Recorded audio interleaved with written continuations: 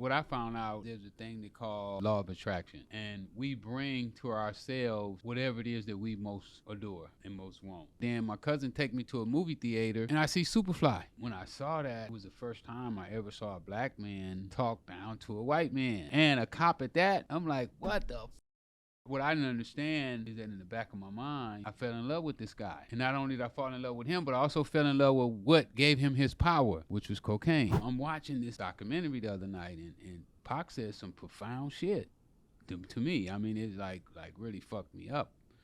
Pac was like, why is all this shit happening to me? I'm just a rapper, an actor. Yeah. And the conversation ended there. And what I took from that is he was saying that this gangster stuff is starting to happen to him, but he's not really a gangster. Right. He was saying that I'm just a rapper and an actor. But what happens, what I found out is there's a thing that's called the law of attraction. Mm-hmm. And we bring to ourselves whatever it is that we most adore and most want. You know, it's like, say for instance, I want to be a professional tennis player. Yeah. Right? I want to be like Arthur Ashe. So I'm working, but then my cousin take me to a movie theater, and I see SuperFly.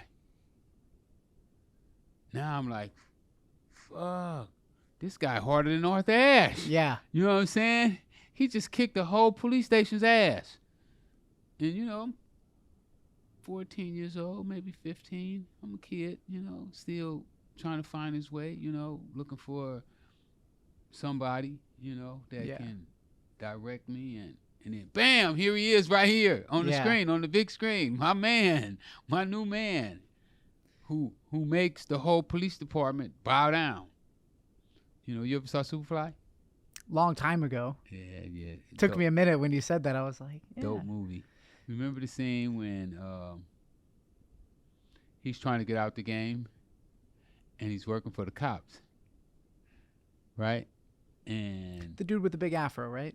Yeah, he had the afro. Okay, yeah. And then the cops they gonna catch him and take all his money because they don't want him to get out the game. They want him to stay in the game. So he has his girl dress up like an old lady. He dumped the money in her bag, and he carrying the same bag out, and the cops stop him, and they do a little fighting, blah, blah, blah, blah, and they pull a gun on him. He say, go ahead, use it, motherfucking pig. And if you do, I took a contract out on you, your daughter, your wife, all y'all. If you touch one hair on my head, I'm going to kill all y'all.